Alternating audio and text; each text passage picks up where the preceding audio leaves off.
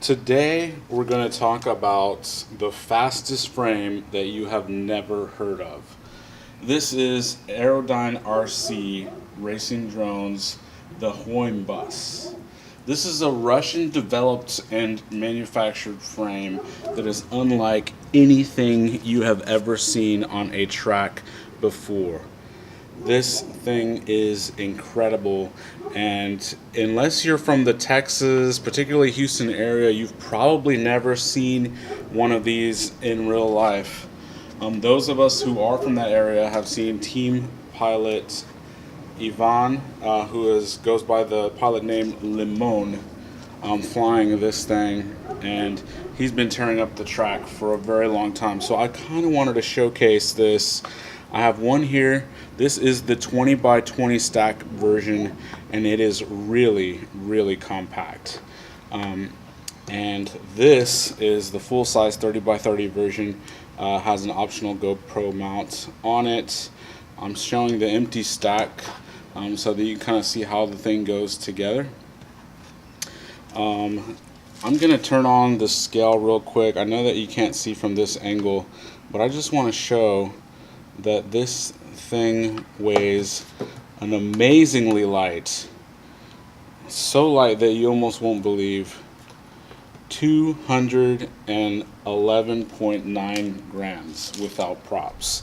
That is extremely impressive. That is lighter than all of my Hyperlight Floss builds, and it is able to run 5-inch props. Now, I really wanted to just throw one prop on here to show how tight these tolerances are. Check this out. There is not a tremendous amount of clearance right there between that center portion of the frame. So it just shows the engineering that's gone into this. Of course, it doesn't hit, and the way that this thing comes together is simply amazing. Now, this has had a rename. It is now called the Aerodyne RC ReX, and we're actually going to do an unboxing right here. This is one that was sent out before the name change occurred, and let's take a look at what's inside.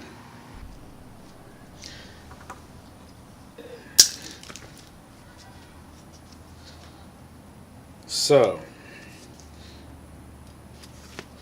let's open this up and see what's inside. I'm going to use my unboxing tool right here. Now that I've broken the seal, I can put this away. And we can see some nice foam. Here is a new version of the bottom plates. We get 2 sets of arms, all of the motor attaching hardware.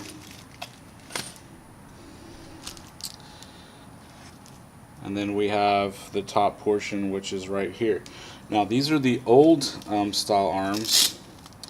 If we take this strap off, you can kind of see that they actually stack on top of each other in a layered fashion, like this. The new design, though, actually fits together. The arms go like this in these slots, right like that. So all of these arms fit in the slots. It's a tight fit, but once you get them pushed in there, boom, there you go. So what ends up happening is your plate kind of seals all these arms inside, and that's how this is arranged here. You can see here's the bottom plate closing all 4 arms in there, and then there's a series of 1, 2, 3, 4, 5, 6, 7 screws that holds that in place. So let's throw this prop out the way. So once you put these together, now the other interesting thing is that these arms work for both the 30 by 30 version, which I have here, and the 20 by 20 version. So the arms are interchangeable back and forth between both models. Now I want to show you just how compact this is. This is a Floss 2.1 with 6-inch arms. And look how much smaller the footprint is on that. You're really going to be hitting some gates with this thing. No problem. It is extremely maneuverable.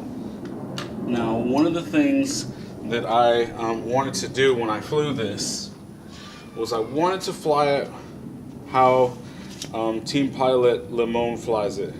So I actually got him to build me one, and that's what I'm using. Now he likes to fly stock beta flight.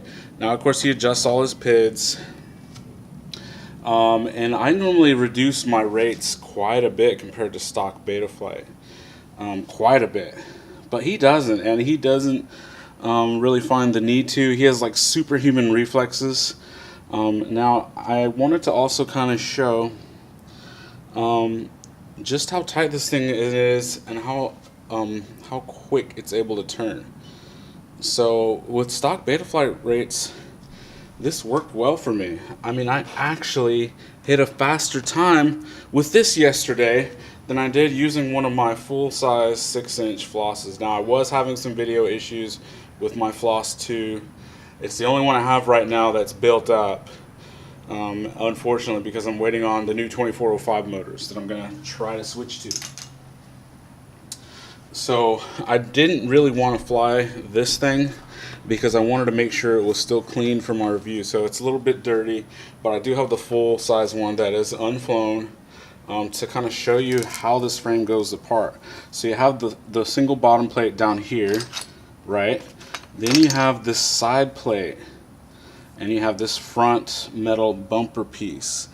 This drills down into the bottom of the aluminum with these two screws. Then it has two side holes. This side plate attaches here. Then there's a straight threaded rod that goes here that attaches both sides and here, and then you also attach these side plates to the bottom plate here. So it is extremely solid. I don't think you're going to be breaking any components anytime soon. And of course, the most unique feature of this frame design is the camera is at the rear, completely protected. You will not be smashing any cameras with this thing.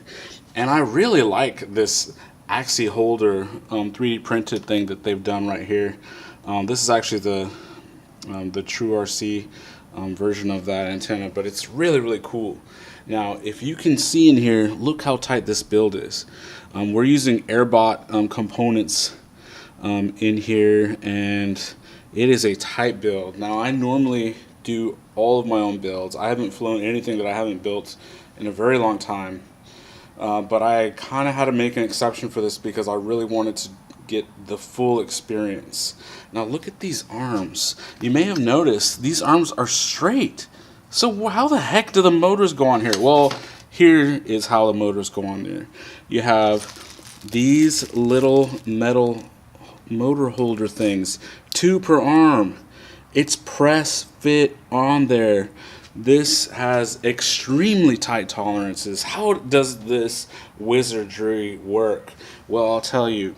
When I got this from Ivan, he told me one thing, that it is critical to use all 4 screws, unlike some other frames, and to apply thread lock, or the blue type, to each of these threads before you insert it. And then just to, for good measure, put a tiny little bit of super glue around the top after you do that. So highly recommend that. The other thing I wanted to kind of note about these arms is these arms are not layered in the traditional way that, say, a floss arm is layered. Let's compare the two. Take a look.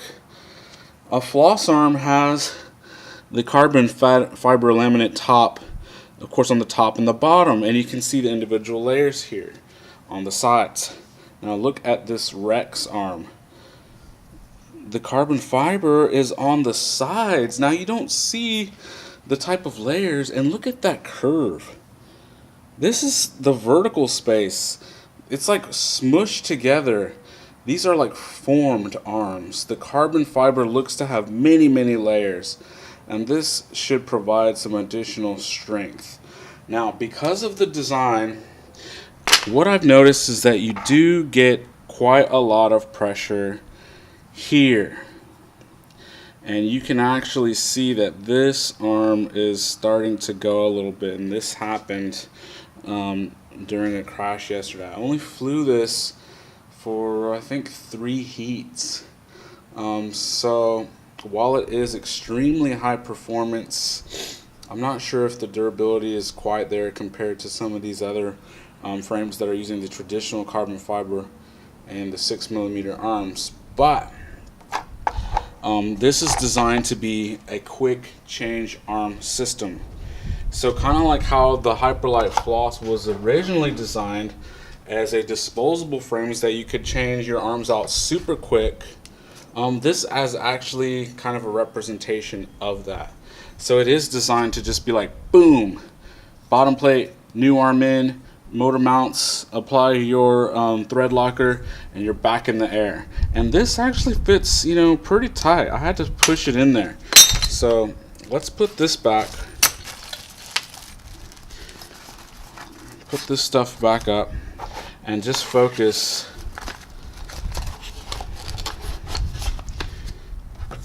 on the 2 assembled pieces.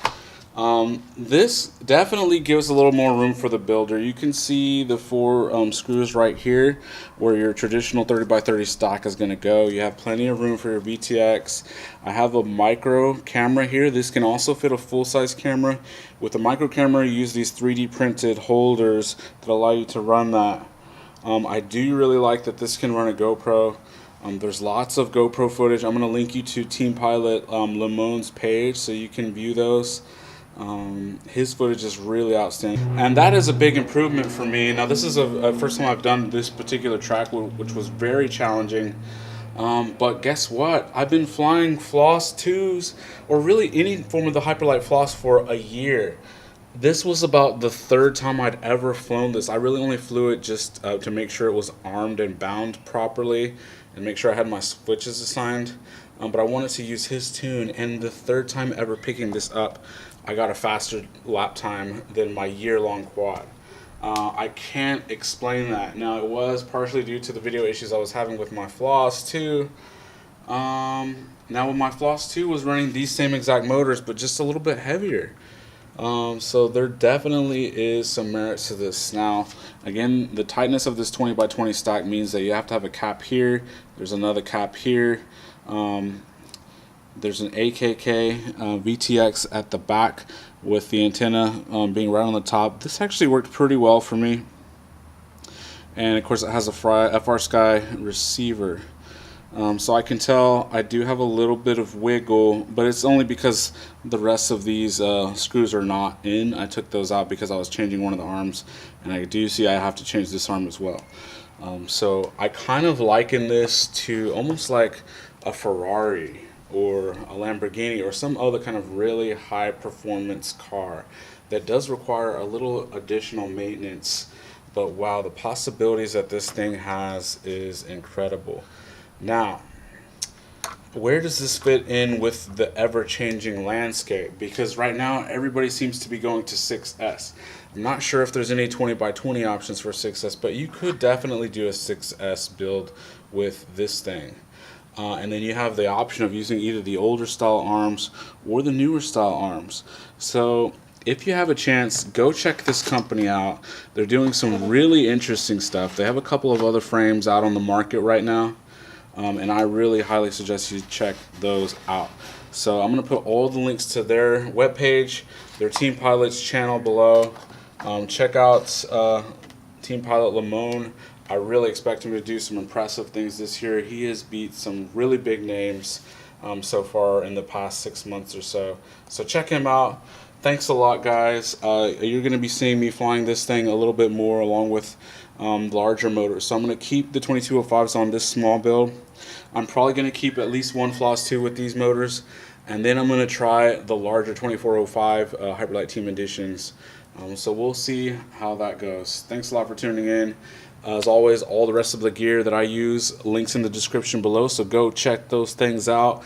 Buy anything from Pirate Flip, Aerodyne RC, of course, and any of the other products that I typically use from Banggood or other places. So, thanks a lot. Дабы радость испытать, надо поле притоптать. Ать, ать, ать, ать, ать, ать, ать, надо поле притоптать.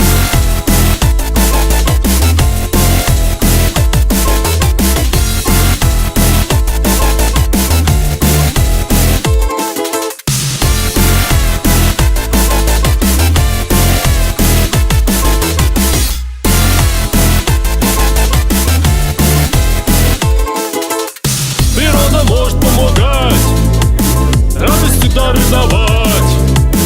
Дабы принять благодать, надо поле притоптать. Ать, ать, ать, ать, ать, ать, ать, ать, ать, надо поле притоптать.